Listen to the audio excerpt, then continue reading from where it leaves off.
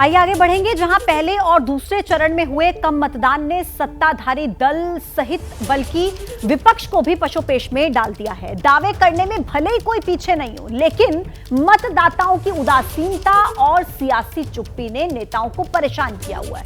पहले फेज की वोटिंग के बाद जिस तरह से धार्मिक ध्रुवीकरण के जरिए वोटर को साधने की कोशिश हुई, वो भी मतदाताओं को घर से निकालने में नाकाफी नजर आती है। अब सवाल यह है कि आने वाले 5 चरण में क्या होगा। ये रिपोर्ट देखिए।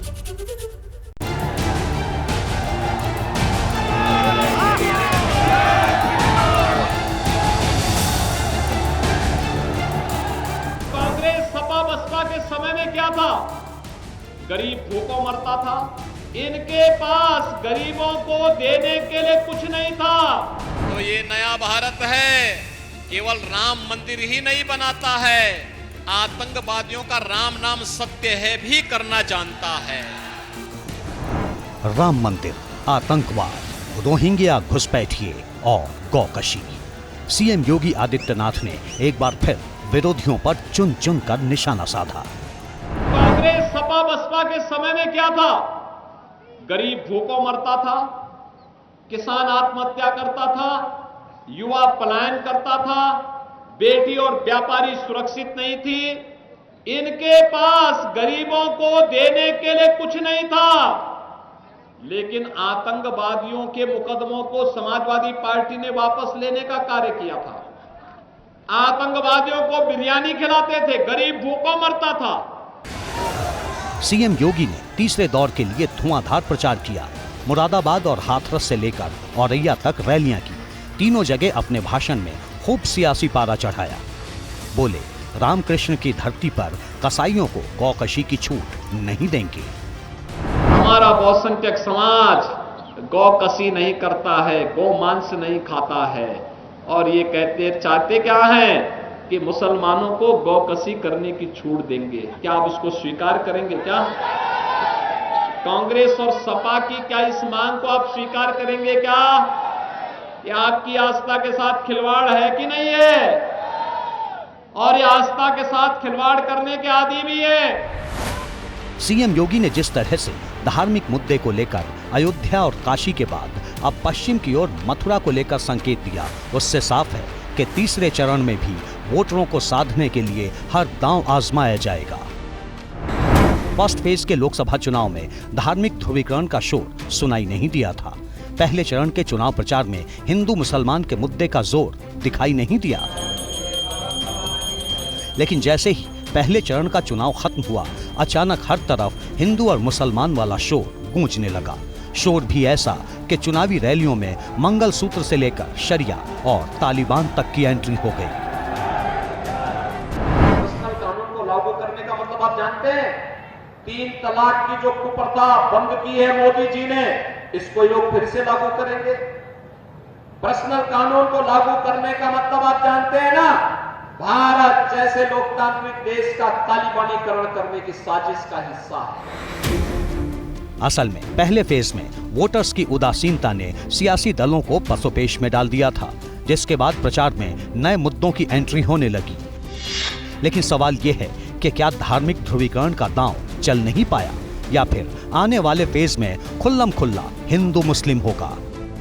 यूपी में 2 चरण में 18 सीटों पर चुनाव हो चुका है, लेकिन पहले और दूसरे फेज में वोटिंग कम हुई है।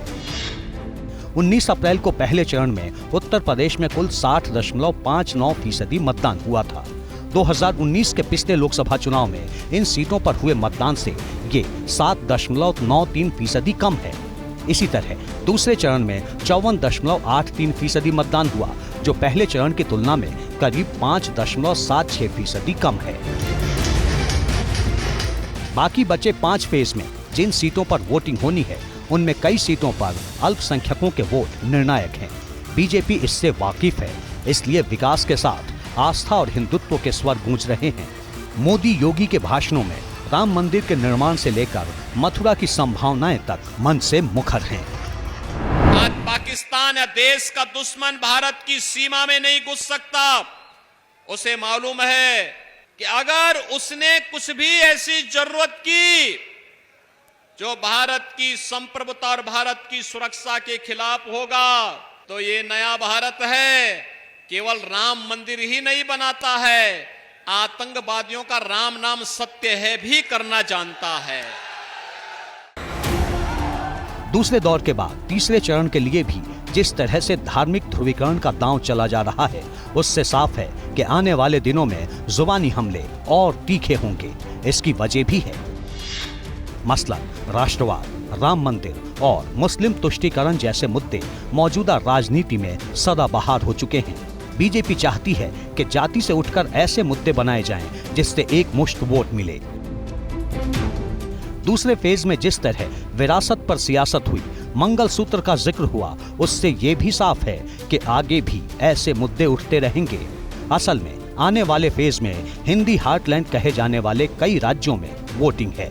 इनमें महाराष्ट्र भी शामिल है, जहां बीजेपी ने बड़ा फैसला लिया है। बीजेपी ने मशहूर वकील उज्ज्वल निकम को अपना उम्मीदवार बनाया है। उज्ज्वल निकम बीजेपी के टिकट पर मुंबई नॉर्थ सेंट्रल से चुनाव लड़ेंगे। खास बात यह है कि बीजेपी ने पूनम महाजन का टिकट काटकर निकम को कैंडिडेट बनाया है। उज्ज्वल निकम देश के जाने माने वकील हैं और बीजेपी ने इस बार इन्हें चुनाव मैदान में उतारकर बड़ा दांव खेला है। उज्ज्वल निकम ने अपनी दलीलों से 26/11 के मुंबई अटैक के आतंकी अजमल कसाब समेत कई आतंकियों को फांसी के तख्ते तक पहुंचाया है। मेरे लिए बहुत चुनौती है, क्योंकि आज तक कोर्ट में मैं जिन मुलजिमों के खिलाफ लड़ता रहता हूं, लेकिन मेरी ये कोशिश रहेगी कि हमारा देश का कानून किस तरह से बलवान किया जाए। हमारे प्रधानमंत्री मोदी जी ने जिस प्रकार कानून अच्छे बनाए हैं, नो टेरर नो टॉक, इस प्रकार जो उन्होंने घोषणा की, उसका मैं बस स्वागत करता हूं। कई ऐसी चीजें मोदी जी ने लेके आए हैं कि आज सबको दिलना जरूरी है। महाराष्ट्र ही नहीं, बाकी बचे 5 चरणों में राजस्थान, यूपी और बिहार से लेकर बंगाल तक चुनाव होने हैं। ये वो राज्य हैं जिनकी बदौलत 2 चुनाव में बीजेपी ने ऐतिहासिक जनादेश हासिल किया था। जैसे ही घड़ी का काटा दोपहर 2:30 पे आए, बबीता जी का दिल सास बहू साजिश के लिए मचल जाए। और ये है इनकी बहू, पूरे दिन ऑफिस की टेंशन हो जाए गॉन जब ये करें अपना फेवरेट शो फ्री टाइम पे ऑन। इनकी तरह आप भी देखिए अपना फेवरेट शो अपने टाइम पर और डाउनलोड कीजिए एबीपी लाइव ऐप अपने स्मार्ट टीवी पर।